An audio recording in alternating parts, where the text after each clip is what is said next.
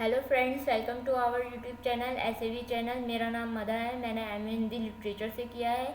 मैं यहाँ पर आपको क्लास 6 से लेकर क्लास 12 तक की हिंदी ग्रामर पढ़ाऊँगी। हिंदी ग्रामर में क्लास 6 की हिंदी ग्रामर से हमने सबसे पहले शुरुआत की थी। उसमें फर्स्ट चैप्टर हमने कवर कर लिया है, भाषा लिपि तथा व्याकरण वाला। और आज हम सेकंड चैप्टर स्टार्ट करेंगे, वर्ण विचार वाला।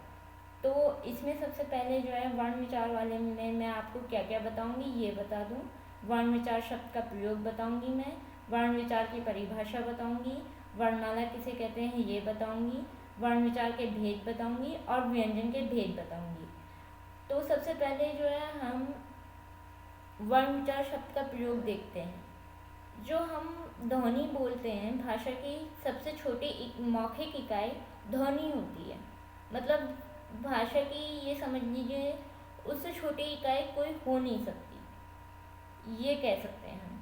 अब जब हम उसी को लिख देते हैं, उसी ध्वनि को, तो उस ध्वनि को लिखित रूप को उसके हम वर्ण कह देते हैं।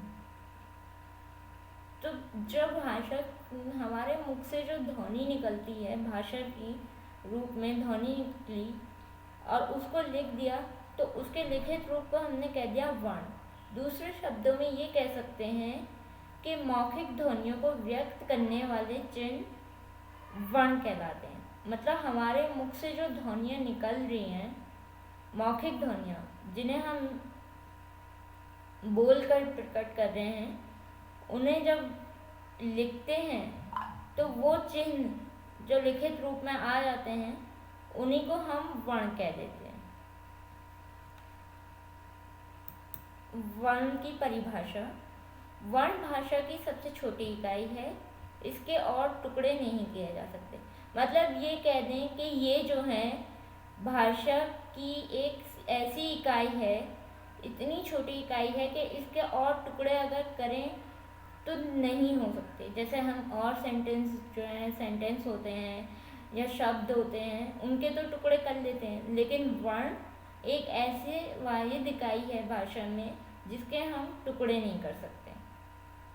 जैसे छोटा आ, छोटी ई, छोटा ऊ, जा, मा, पा आदि, ये जो है इन सब के आप कितना भी चाहें टुकड़े नहीं कर सकते। तो भाषा की वह इकाई जिसके टुकड़े ना हो सके, सिंपल शब्दों में ये कह सकते हैं, उसे वर्ण कहते हैं। वर्णमाला किसे कहते हैं अब ये जानते हैं। किसी भाषा को सीखने के लिए सबसे पहले वर्णों यानी ध्वनियों को सीखा जाता है।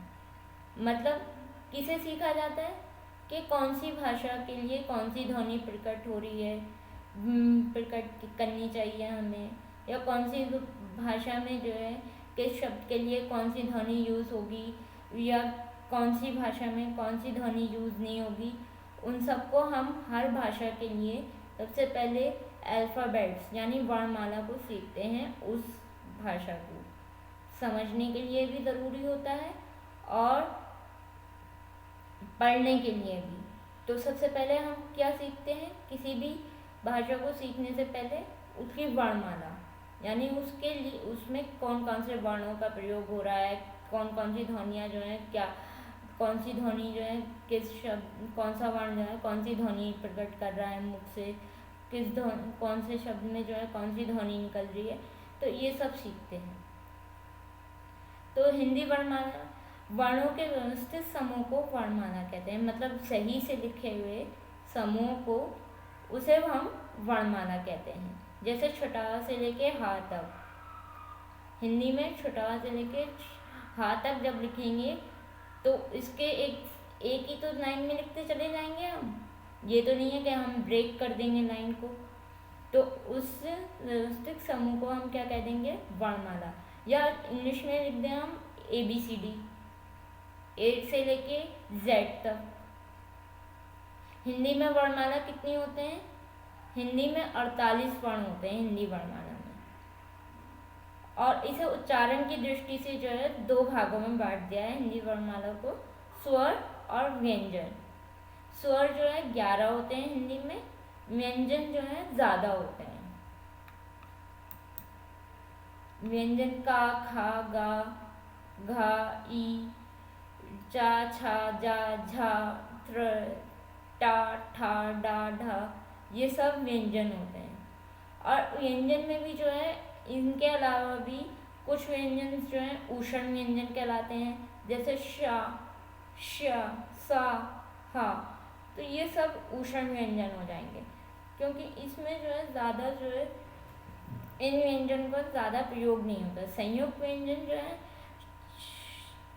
कक्षा वाला छा, त्रय त्रिशु, ज्ञा ज्ञानी, श, तो ये सब संयुक्त व्यंजन में आ जाएंगे।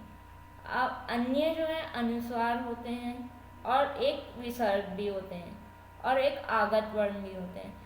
तो ये सब हिंदी वर्णमाला के वो होते हैं, इनसे जो है हिंदी वर्णमाला बनती है। अनुनासिक भी होते हैं कुछ आगत में। तो वर्ण के भेद देखते हैं हम। उच्चारण और प्रयोग के आधार पर हिंदी वर्णमाला के वर्णों को दो वर्गों में बांटा गया है, स्वर और व्यंजन।